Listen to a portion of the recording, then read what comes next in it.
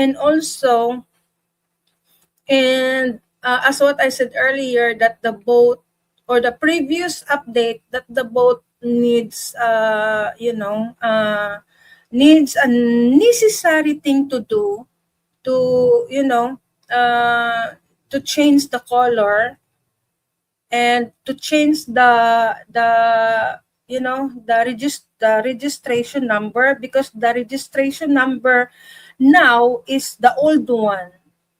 So I need the new one, my registration number, but I cannot do that this time because of I need prayers. I need prayers to complete the necessary things to do the boat, the paint, the bench, because I need to put bench on the side so that we have chair to sit down.